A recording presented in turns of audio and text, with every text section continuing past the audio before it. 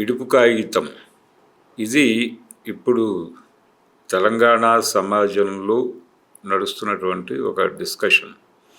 ఏమిటి ఇడుపు కాగితం అంటే, ఇది ఒక సినిమాకి టైటిల్గా అనౌన్స్ చేసిన మరుక్షణం దీని మీద ఆంధ్ర ప్రాంతం నుంచి ఒక రియాక్షన్ మొదలైంది. ఆ రియాక్షన్లో ప్రధానమైన విషయం ఏంటంటే, ఇది మలయాళం సినిమా టైటిలా అన్నారు కొంతమంది.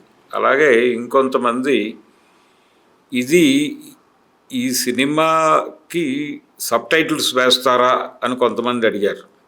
కొంతమంది దీన్ని ఆంధ్ర భాషలోకి డబ్బింగ్ చేస్తారా అని కూడా అడిగారు. అంటే ఈ అభిప్రాయాలన్నింటినీ ఒక దగ్గరికి తీసుకొస్తే, తెలంగాణ భాషలో మీరు టైటిల్ పెట్టుకోవడం అనేది సబబు కాదు అన్న ధోరణి వ్యక్తమైనట్టుగా మనకు అర్థమవుతుంది. ఇది ప్రమాదకరం. అంటే ఈ ధోరణి పక్క మాండలికాన్ని గౌరవించకపోవడం, పక్కవాడి భాషని హేళన చేయటం, రెడిక్యూల్ చేయటం, అపహాస్యం చేయటం, ఇవన్నీ కూడా జరిగినాయి. ఇవి జరిగిన తర్వాత తెలంగాణ సమాజం రియాక్ట్ కాకుండా ఎందుకుంటుంది? రియాక్ట్ అవ్వటం కరెక్ట్ కాదు అని కొంతమంది మేధావులు మాట్లాడుతున్నారు.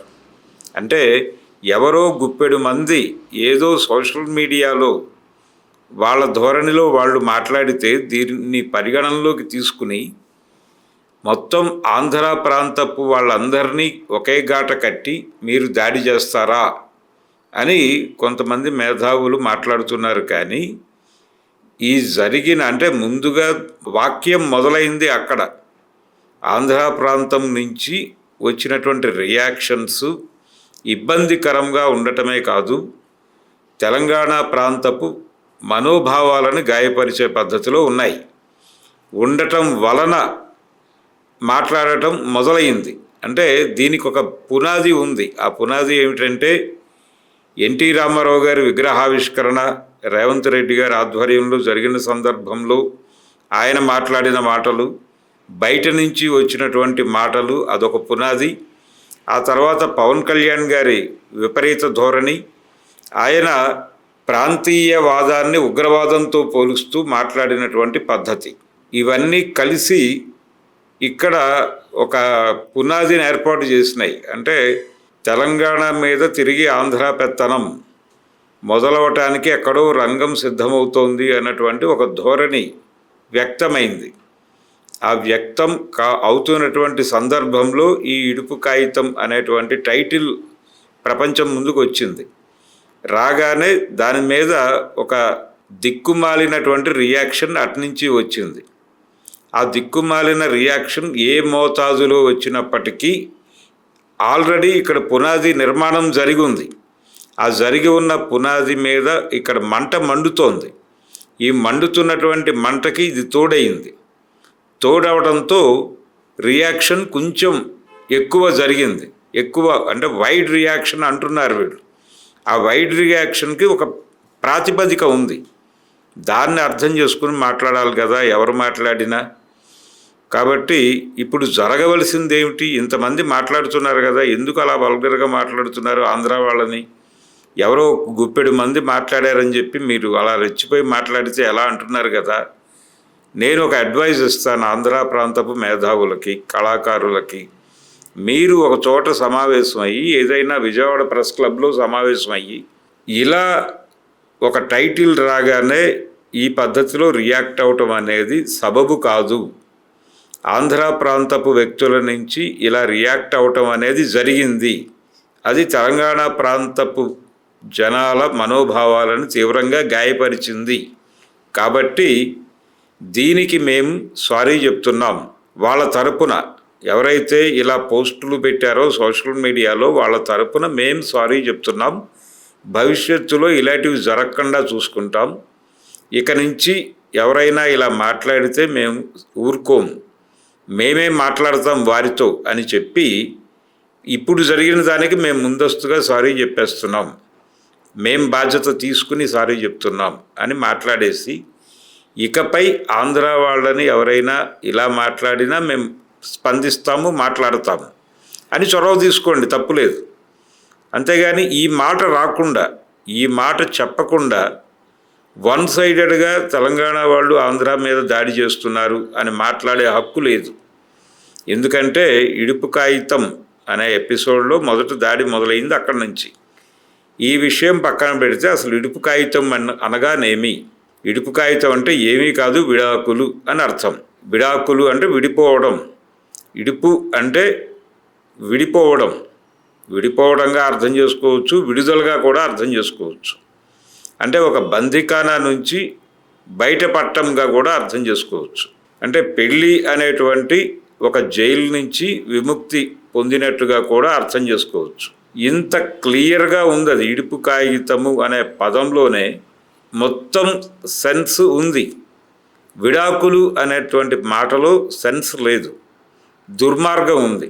ఎందుకు దుర్మార్గం ఉంది అంటున్నానంటే, విడాకులు అంటే ఏమిటి? భార్యాభర్త ఒకే ఆకులో తినటం సాంప్రదాయం.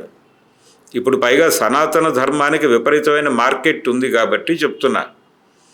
విడాకులు అంటే భార్యాభర్తలు ఇద్దరూ ఒకే ఆకులో తినాలి, కానీ విడివిడిగా వేరువేరు ఆకుల్లో తింటున్నారంటే వాళ్ళిద్దరూ విడిపోయినట్టు భావించాలి.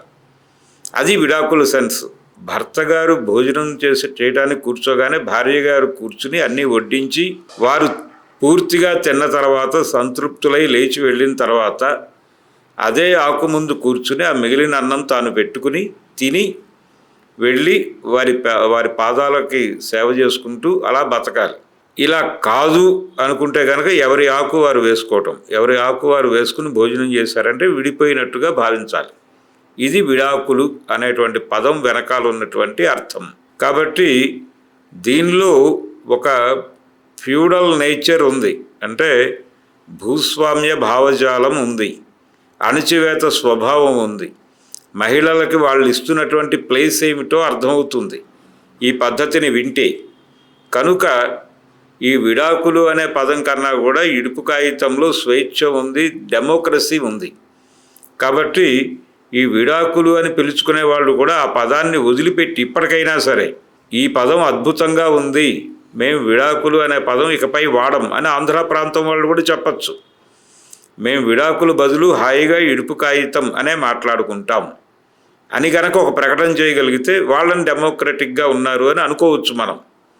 అలా కాకుండా మీరు కామెంట్ చేసేసి మీకు అనునయంగా చెప్పాలి అని కోరుకోవడం తప్పు. అది ఎవరైనా సరే.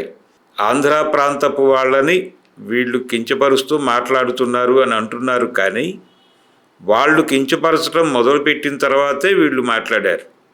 అలాగే సినిమా రంగానికి కన్ఫైన్ అయితే, సినిమా రంగం వైపు ఒకసారి దృష్టి పెడితే, నిజానికి తెలంగాణ వాదులు సినిమా రంగం మీద సీరియస్గా డిబేట్కి అయితే రాలా ఇప్పటిదాకా. వచ్చి ఉంటే చాలా ప్రశ్నలు మీ ముందుకు వచ్చి ఉండేవి. అందులో ఒకటి, తెలుగులో పెద్ద హీరోలు ఎన్టీ రామారావు గారి దగ్గర నుంచి మొదలు పెడితే అల్లు అర్జున్ వరకు ఈ పెద్ద హీరోలు నటించినట్టు, ఇప్పుడు ఎన్టీ రామారావు గారు 300 సినిమాల్లో నటించాడు. ఆయన 300 సినిమాలలో ఆయన పౌరాణిక పాత్రలు కూడా చేశాడు. ఒక 50 సినిమాలు తీసేద్దాం, 250 సినిమాల్లో ఆయన సాంఘిక వేషాలు వేసుంటాడు అనుకుంటే, ఆ 250 సినిమాలలో ఆయన వేసినటువంటి క్యారెక్టరు ఏ సినిమాలోనైనా తెలంగాణలో లొకేట్ అయిందా అంటే, ఆ పాత్ర కరీంనగర్లో కానీ, వరంగల్లో కానీ, ఆదిలాబాద్లో కానీ, నిజామాబాద్లో కానీ పుట్టిందా అనేది ఒక్కసారి వెనక్కి తిరిగి చూస్తే ఒక్క సినిమాలోనూ ఆయన అక్కడ పుట్టడు. ఆయన పుడితే గోదావరి జిల్లాల్లో పుడతాడు, లేదా కృష్ణా గుంటూరు జిల్లాల్లో పుడతాడు, ఎప్పుడైనా నెల్లూరులో పుడతాడు.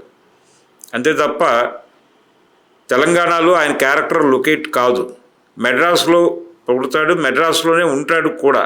రాముడు భీముడు సినిమాలో టోటల్ సినిమా మెడ్రాస్లోనే నడుస్తుంది. సెంట్రల్ స్టేషన్లో దిగి రావటం షాట్లు రామారావు గారి సినిమాల్లో చాలా వాటిలో కనిపిస్తాయి. అంటే మెడ్రాస్ అప్పుడు కామన్ ఏరియా కాబట్టి వాళ్ళకి, ఆంధ్ర ప్రాంతపు వాళ్ళకి, అందుకని మెడ్రాస్ని సెంట్రల్గా చేసుకుని సినిమాలు నడిచాయి. కాబట్టి కృష్ణ గారు నటించిన 330 సినిమాల పైన నటించాడు ఆయన. ఆ సినిమాల్లో కూడా ఆయన క్యారెక్టర్ ఇప్పుడు తెలంగాణలో లొకేట్ కాలేదు. అక్కినే నాగేశ్వరరావు గారు 200 చిల్లర నటించాడు. అందులో కూడా ఎప్పుడు ఎక్కడ ఏ సందర్భంలోనూ ఆయన సినిమాలో తెలంగాణ ప్రస్తావన ఉండదు.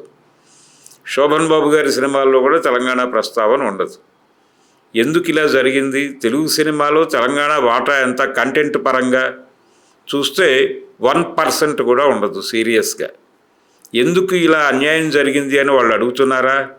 ఒకవేళ అడిగితే మీరు చెప్పే సమాధానం ఏమిటి?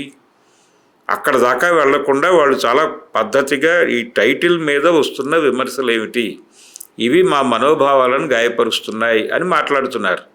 ఇది కూడా మాట్లాడొద్దు, మీరు ఆంధ్ర వాళ్ళని చాలా కించపరుస్తున్నారు, ఈ వంక చెప్పి అని ఎదురుదాడికి దిగుతున్న మేధావులకి నేను నేరుగా వేస్తున్నటువంటి ప్రశ్న ఏమిటంటే, తెలుగు సినిమాలో తెలంగాణ వాటా ఎంత కంటెంట్ పరంగా అనేది గనక ఒక క్లారిటీ పొందితే మనం ఒకే ఒక సందర్భం, జీవిత చక్రం అనే ఎన్టీ రామారావు గారి సినిమాలో 2 హీరోయిన్లు ఉంటారు, వాణిశ్రీ శారద.